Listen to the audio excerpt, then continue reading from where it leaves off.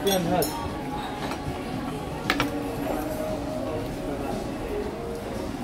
Okay, thank you.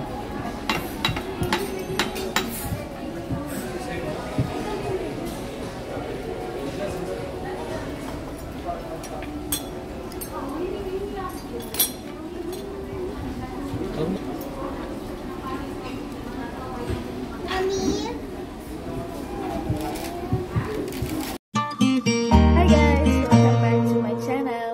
And of course, it's me, Kusineri.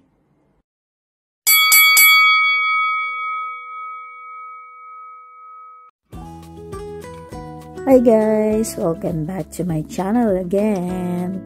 Ayan, lalapang na naman si Kusineri.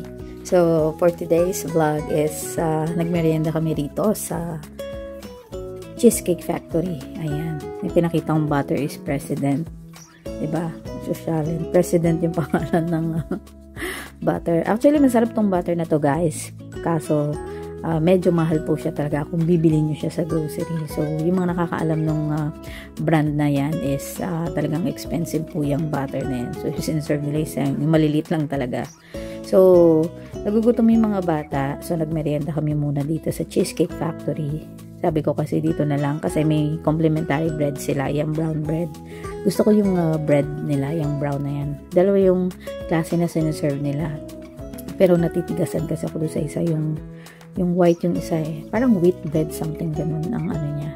So, mas bet ko tong brown bread. So, ayan. Diyan palang busog ka na, diba? So, ang pina-order ko na lang kay daddy is yung carbonara. And then sa mga bata is chicken strips. Ayan o, president. Baliktad. President yung butter. Masarap siya guys. Ayan. So, make sure may kinakain kayo dyan. Nagme-merienda din kayo. Baka, ayan, magutom kayo habang pinapanood nyo si Kusineri habang kumakain ng tinapay. Ayan. The entire vlog is kumakain lang ako ng tinapay. So, ayan. Panoorin nyo guys. Ayan. Ina-enjoy ko yung pagkain ng complimentary bread. The entire vlog, ayan. Bread lang kinain ni Kusineri. Hindi kumain naman ako ng ano dyan, ng carbonara. Pero, yun kasi yung unang sinaserve nila, yung complimentary bread. So, unlimited yan. Kung hanggat gusto mong kumain ka. Siyempre, yung kakainin mo lang, yung hingi mo, yung mauubos mo. Kasi sayang naman, diba? So, yung about the prices naman dito sa cheesecake, ayan. Carry lang naman pag may pera ka. Pero pag titipid ka, eh, wag ka kumain dito. Ayan. So, moderate to, for me, moderate lang naman yung price nung ano nila, ng mga pagkain nila dito. Kasi quality naman yung siniserve nilang mga food and masarap naman siya talaga. So, sa iba, syempre, na namamahalan din dito sa Cheesecake Factory. Depende naman sa tao yun. Kung, syempre, kung bagong sahod ka nga, hindi kumain ka dito sa masarap. Pero ito nga yung binabalik-balikan ko dito sa sa Cheesecake Factory, yung tinapay nila. Ayan, yung complimentary bread na binibigay before they serve your food. And saka gusto ko niyan is Diane steak. Ayan, gusto ko yung timpla nila ng steak diyan. Yung nasasarapan ako, medyo matamisas yung mga onions na nakapalibot doon. Ayan. So, sa steak naman, ang favorite ko na luto sa steak is medium well. Ayan. Ayoko yung medyo madugo-dugo pa kasi na steak. Ayan. So, gusto ko yung medium well done.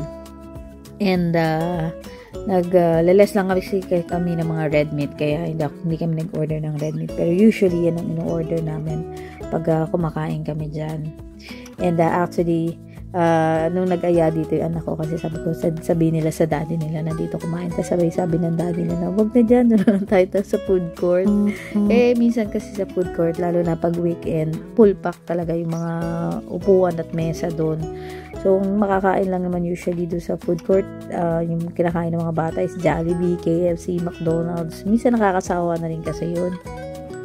So, sabi ko dun sa mga anak ko, sabihin sa daddy nyo sa cheesecake tayo, kumain. Para bukod na makakaupo ka na kasi kaagad, syempre, di ba, wala namang ganong, may kumakain pero not talaga yung punong-puno.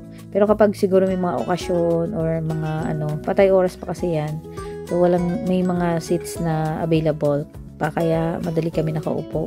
Pero kapag marami kumakain, mag-aantay ka rin dyan.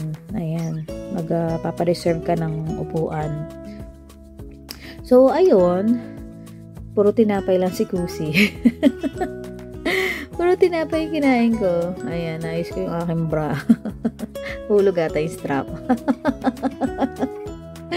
O, diba? Bread lang ako ng bread. Sabi ko sa inyo, magmumukbang ako ng bread lang eh. Wala pa kasing order namin, guys. Nagugutom na kami dahil parang hindi yata kami pa kumain dyan ng lunch, or kumain kami pero konti lang yung kinain namin dun sa sa bahay, or I don't remember kung nung date yan, lumabas kami or after church, or lumabas lang kami ng mga bata, nagaya si daddy. So, ayan, sige, panoorin niyo, puro brown bread lang si Kusineri, diba? So, ayan, enjoy nyo na lang ang panonood sa aking pagkain itong brown bread sa Cheesecake Factory. Ayan, masarap yung butter nila, yung President. Ayan, President butter. So, kung makakabili kayo, try nyo, tikman yung President butter. Masarap siya, guys. So, ayan, nandito kami sa Mall of Qatar, actually. Ayan, dito sa Mall of Qatar, yung Cheesecake Factory, dito sa Mall of Qatar. Meron din sa DFC, sa Doha Festival City. Pero dito kami pumunta sa MOQ kasi nga, nagpagawa si daddy nung international license niya kasi nga babiyahe kami next week na pa US. So, yun guys. Thank you everyone. Salamat sa laging suporta niya. I love you, Mama. God bless. Merry Christmas!